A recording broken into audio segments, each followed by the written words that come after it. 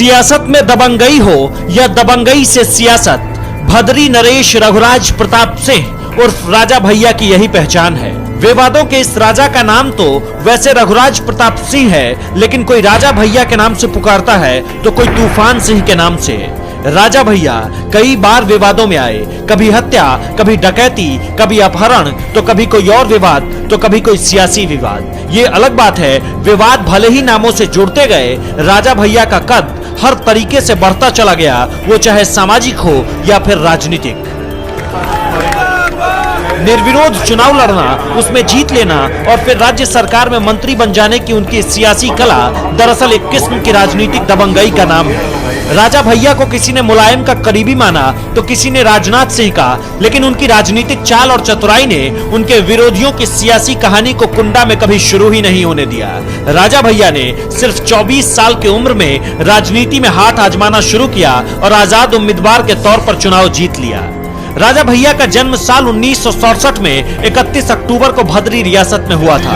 राजा भैया के पिता उदय प्रताप सिंह की छवि उनके इलाके में काफी अच्छी है। राजा भैया के दादा बजरंग बहादुर सिंह हिमाचल प्रदेश के राज्यपाल भी रह चुके हैं। यूपी के इलाहाबाद के आसपास के कई जिलों में राजा भैया राजनीति की एक धुरी बन चुके हैं। साल 1993 में राजनीति में राजा भैया ने कदम रखा, पहली बार इसी साल में विधायक बने। इसके बाद से आज तक इलाके के लोगों ने सिर्फ राजा भैया को ही जीत दिलवाई है, विरोधी चुनावों में सिर्फ हार जाते हैं। राजा भैया से पहले कांग्रेस से साल 1962 से लेकर 1989 तक कांग्रेस के नियाज हसन जीतते थे, लेकिन 1993 के बाद कहानी ही बदल गई। समझ लीजिए कि एक निर्दलीय विधायक को 1993 और 1996 में बीजेपी ने परोक्ष रूप से सपोर्ट किया। 2002, 2007 और 2012 में समाजवादी पार्टी ने समर्थन दिया। घुड़सवारी के शौकीन राजा भैया एक बार घोड़े से गिर गए, 2 पसलियां टूट गई। खाली वक्त में कुंडा की सड़कों पर बुलेट दौड़ाना, जिप्सी के साथ ही हेलीकॉप्टर की सवारी करना राजा भैया को खूब पसंद है। उनके पास करीब 200 करोड़ से ज्यादा की चल और अचल संपत्ति बताई जाती है, जिसमें पैतृक संपत्ति भी शामिल है।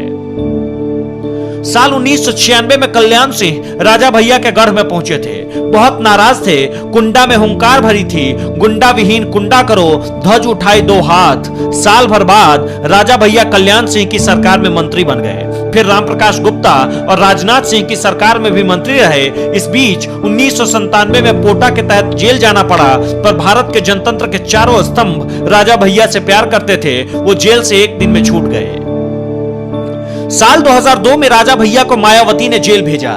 राजा भैया के साथ ही उनके पिता उदय प्रताप सिंह और चचेरे भाई अक्षय प्रताप सिंह पर किडनैपिंग और धोखाधड़ी के आरोप लगे थे।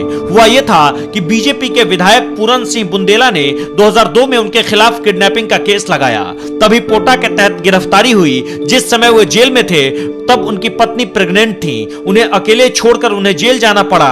उनके जेल में रहने के दौरान ही उनकी पत्नी ने 2 बच्चों को जन्म दिया।